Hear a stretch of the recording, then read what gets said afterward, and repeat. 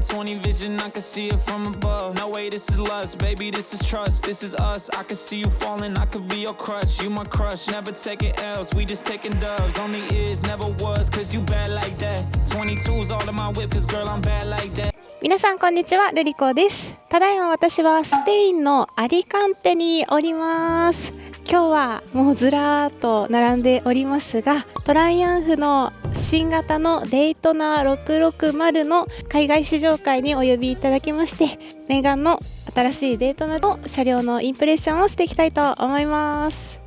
さあ今回の動画は私もオーナーであるデイトナ675の新型デイトナ660です。この動画にはところどころデイトナ愛が溢れてしまう場面がありますがご了承ください。さてワクワクで使用する前に車両説明をさせていただきます。排気量は 660cc、 水冷並列3気筒 DOHC12 バルブです。最高出力は 11250 回転で95馬力、最大トルクは8250回転で69ニュートンメーターとなっております。ちなみに今回のエンジンはトライデント660と同じエンジンを使用していますが、パワーには大きな違いが見られます。燃料タンクは14リッター、金額はカラーによって変わりますが108万5000円から109万8000円となっております。カラーはスノードニアホワイト、サファイアブラック、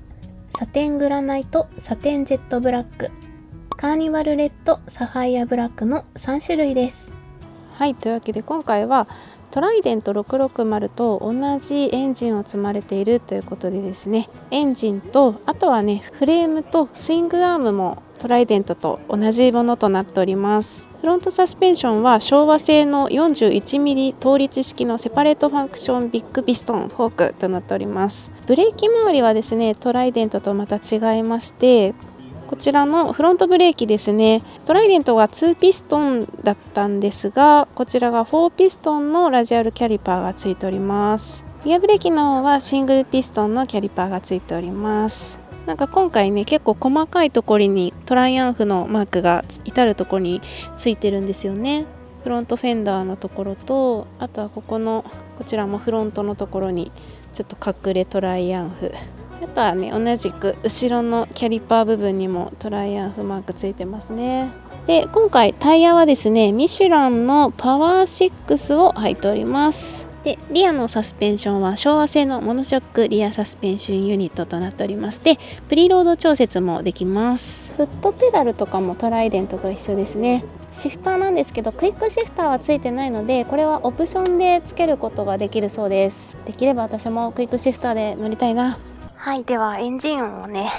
聞いてみましょう。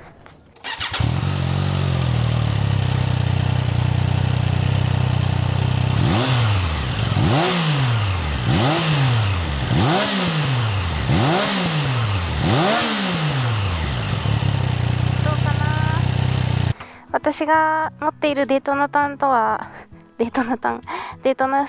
ょっとねヒルヒル音が変わってしまったなっていう寂しい思いはあるんですけれども、そうですね、また違ったエンジンということなのでこれはしょうがない、別のものと考えればいい音だと思います嘘つけないねはい、それでは恒例の足つきチェックをしたいと思います。私の身長は161センチで、今日は厚底で2センチ厚いブーツを履いております。はい、ではこちら新型デイトナ660のシート高は 810mm となっております。またがります。よいしょ。軽いです。とっても軽いです。こんな感じです。両足親指の付け根の腹までねしっかりついているような形になります。これだけついてれば一日走ってても何ら不安なく乗ることができました。で片足だと、はい、お尻ずらせばべったりつくことができます。なんかシートがですねすごいちょうどいい感じに削れてるので、こうシート幅で足つき持ってかれるよっていうことも特になかったですね。足がしっかりまっすぐ降ります。ステップにも当たらなかったです。はい、そしてポジションですね。ポジションは今までのデータナと違ってややハンドルがアップ気味となっております。多分今までのだとこのぐらいだったと思う。だからこれとこの差はでかいよね。腰と首とかの疲労には大きいと思います。はい、そしてこちらデートナ660の車両重量は201キロとなっております。じゃあ動かしますね。軽い軽い。どうかな、私が乗ってるデートナとあんまり変わらないかな。なんか逆に軽く感じるんだけど、なんだろうね。でもフロントの方はなんかちょっとこっちの方がボリュームがあるようには感じますが、まあ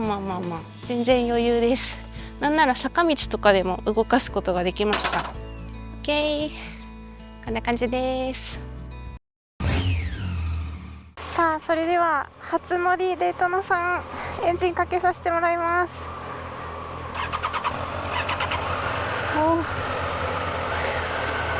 よいしょ、行っ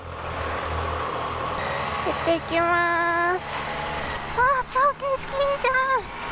さあ、スピード400、スクランブラ 400X に続いて今回はね、私の愛すべきデートナの新型車両デートナ660が発表されまして、またこうやって海外で試乗させていただくというとっても貴重な経験をさせていただいております。すごい今日は1日かけてね、このデートナに乗ることができますので、じっくり堪能できればと思います。すごいな、この間のバレンシアとはまたちょっと違う街並みですね。いやー気持ちいい最高遅くてすいませんはい、なんと今私の隣にいるのは原田哲也さんです。今回ね、試乗会同じグループで走らせていただいてて、めちゃくちゃレジェンドライダーです。しかもすごく優しくって、はい、私がこのいつも毎回ね、海外試乗会の速さに怯えているんですけど、優しく励ましてくれています。待って、ウィリーしてる人がいる海外ってすごいわ。よし、コーヒータイムが終わりまして、また走り出します。取り回し軽いめちゃくちゃ取り回しやすいね。軽い。さあ、ここは市街地と言えますね。今市街地を1速で26キロ、3000回転ぐらいで走っています。いやー、このね、低速の扱いやすさっていうのはすごいなと思いますね。この3000回転ぐらいで走っているのがちょうどいいかなって感じです。でももともとね、やっぱ振動とかもないので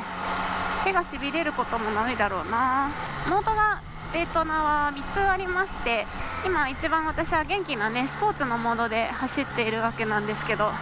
それでも全然走りやすい。日本の高速ぐらいは今スピード出してますけれども、何ら問題なく頑張ってる感もなく余裕でございます。いやー、ちょっとやっと日本っぽいスピード感で走れて、私は今嬉しいですあれおかしいな、速くね、速いよ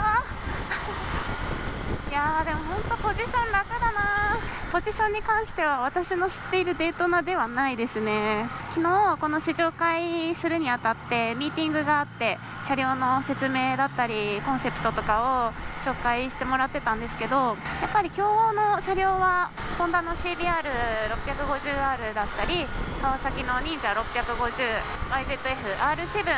そのあたりがね、競合車両だとおっしゃってたんですね。まさしくなんかこう CBR650R とかの感覚にすごく近いなと思ってます。どちらかというと、私の乗っている2009年モデルのデートナは R6 とか CBR600RR に近い感覚ですね。ちょっと分類が変わったかなっていう感じです。街中も走りやすいね。今ね、実際にこうやって街中走ってますけど、スーパースポーツ特有の街中の走りにくさっていうのあるじゃないですか。低速トルクきついよとか、クラッチ重いよとか、そういうのは全くないです。クラッチも軽いのですごくありがたい。このレバー関係も、まずブレーキは5段階のダイヤルで調節できますので、私はちょっと近づけてます。でクラッチはちょっとこっちは調節できないんですけど、まあ軽いのでなんとかなるかな。走り出しもとっても優しい。優しいってパワーがないってことじゃないよ。変な挙動がないってことね。でもこうやって見ると後ろのお尻はトライデントだよね。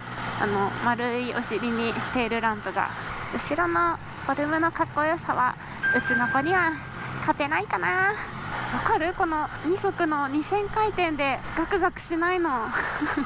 すごいことだよ。もうこういうのを求めてるのかな、世の中は。ピーキーな動きをするものではなくって乗りやすさっていうのを求めてるのかな、世の中は。気持ちいい。見てよこの景色、すごくないですか？日本では見られないようなね、この広大な景色っていうのが感じられてほんと最高だし、革ジャンでね走れる喜び最高。見てこの目の前の山、あれなんだろうもうやっぱりディズニーだわディズニーランドみたい、すごいよ。とっても幸せです。このデートナに乗って思うのは、なんかゆっくり走るフルカールのバイクっていいなって思います。もちろんその気になればめちゃくちゃ速いバイクです。そんな中でもやっぱこう 660cc のミドルクラスのいいところっていうのは、気楽さとパワフルさを両方兼ね備えてるのがすごくいいなと私は思っていて、今私がもう1台乗っているはやぶさとかももっとパワーがあって、もっともっと高速は確かに楽なんだけど、1回出すまでにですね、ちょっとこう勇気がいるというか、出るまでに労力を使うバイクなので、そういう時ね、ミドルクラスのバイクっていうのはささっとガレージから出せてささっと走って、でもロングツーリングも全然余裕で走れちゃうよっていうのがなんかね、ちょうどいいんですよね。さあワインディングを走っております。ワインディング素晴らしい景色の中走っておりましてですね、もう楽しすぎてしょうがない。私の乗ってるデートナさんだとワインディングは体重移動してお尻をちょっとずらしたりしてコーナーに入ったりしてるんですね。なんかそうしないと曲がりにくいというか、それがこの660はね、もうストンとバイクに乗った状態のままワインディングを走れるので、アップハンドルだからなんでしょうか、すごいね、心に余裕を持ちながらも、普通スーパースポーツのバイクってもっともっと前傾だから視線がちょっとなんか道路上になりがちというか、あんまりね、こういう上の景色って見れてなかったりする時もあるんですよ、私はなんですが、この子はとっても楽な姿勢なので、あんまり飛ばすぞっていう気にならないんですよね。普通ツーリング中ってこんなね、車が前詰まってたらちょっとイライラしちゃったりするじゃないですかそれが全くしないというね、なんか心に余裕が生まれますね。でもね、これすごいのが、このねツーリング中何回か撮影でこう道路上を U ターンしなきゃいけないポイントがあって、本当にね、こんな普通の道路上で U ターンをしなければいけないんですけども、余裕で U ターンできちゃうんですよね。多分日本よりちょっと道路が広いっていうのもあるかもしれないんですけど、だとしても多分前のデートナだと私道路上で U ターンなんて絶対できてなかったし、なんなら1回降りてテコテコ方向転換してたと思うんで、だからこれをね、ハンドルの切れ方も結構あるのかなと思います。ピーキーじゃないってすごく乗りやすいんだね。今日乗り始めて6時間ぐらい経ってるんですけど、全く疲れないですね。もっともっと前傾のバイクだと私のニーグリップの足りなささで手首が痛くなったりとか、腰が痛くなったりとか、首の後ろが痛くなったりとかするんですけど、全然ないのでなんかもうつわらってぐらいの快適さなんですよ。さあ、では残りの総評はホテルでお送りいたします。はい、というわけでデートナ乗ってきましたとにかく楽しかったですね。正直に言いますと、このデートナ660が発表された時、このまず写真を見た時にですね、あれ、私が知ってるデートナじゃないなって思っちゃったんですよ。で、やっぱりその660っていうトライデントから来たデートナってなると、なんだろうな、今まで私が乗ってきた分類とはちょっと外れてしまった気がして、なんだか寂しい気分になっていて、実際乗るまでちょっと不安だったんです。なんでデイトナって名前にしたの？なんでデイトナ765にしてくれなかったの？なんでちょっとデザイン CBR っぽいの？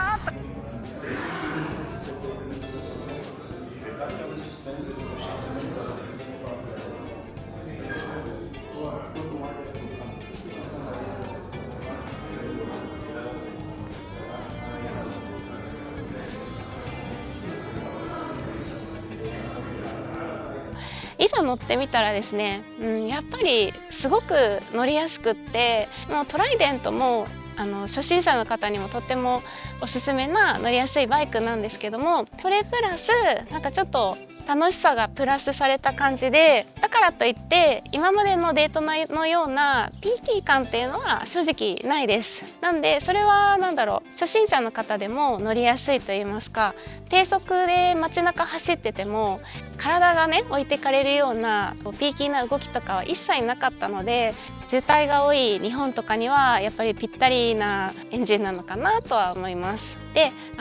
今までのその系統とちょっと外れたりとか、今までは765があったじゃないですか。で正直私はデートナ765で出てほしかったなっていう思いはあったんですけど、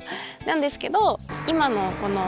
何ですかね、求められているものっていうのがどんどん技術が進化してきて、最新の機能をプラスされていくのはもちろんいいことなんですけど、それに伴ってだんだん値段がどんどん上がってきてしまっていて、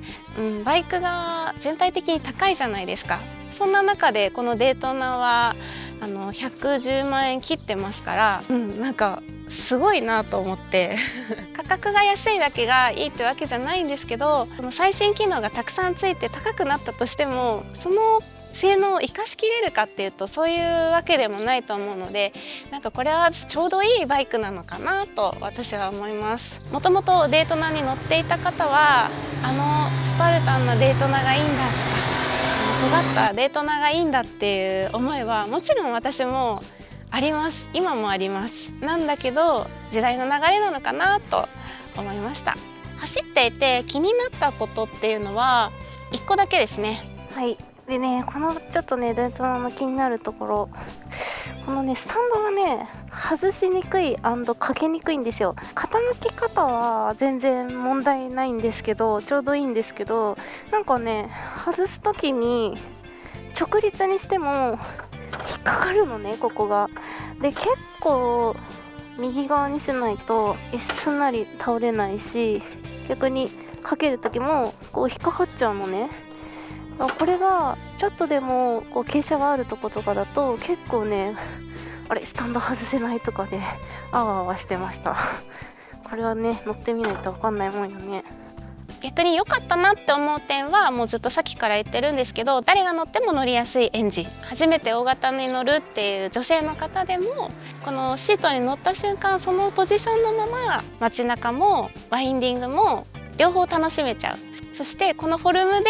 どこまでも走れちゃうっていうのがいいなと思いました。だって正直私自分が持ってるデートナで300キロ以上のロングツーリングしたくないですもんだけど絶対これならできると思います。それぐらいねポジションもすごく楽なので、あんまりちょっと前傾姿勢きついなっていう方にはすごくおすすめです。で、競合車種と比べてみてもですね、ホンダの CBR650R、 川崎の忍者650、ヤマハの R7、 これに比べてもスペックを見ていてもこのデートナ660はパワーがもうほぼ同じだし、むしろそのちょっとプラス、そして価格も国産車に変わらないんですよね。本当に誤差ぐらいにしか変わらないので、このトライアンサの頑張りっていうのが、すごいなって皆さんに伝わればいいなと思います。今回ね私もデートナのオーナーとしてこの新しいデートナ660乗りに来ましたけども、乗る前までは正直ちょっとって思う部分たくさんあったんですけど、乗ってみたらめっちゃ楽しいじゃんっていうねイメージがガラリと変わったし、実物見てみるとちゃんとデートナだって、ちゃんとデートナの顔してるじゃんってなるんで、ぜひ見てくださいそして乗ってみてほしいなと思います。はい、というわけで今回の動画はここまでとなります。最後までご視聴ありがとうございました。バイバーイ。Why, when you're away, do I miss you? Is it just because I can't kiss you? Is it dishes in the sink or the lack of a wink? Or just because I love my life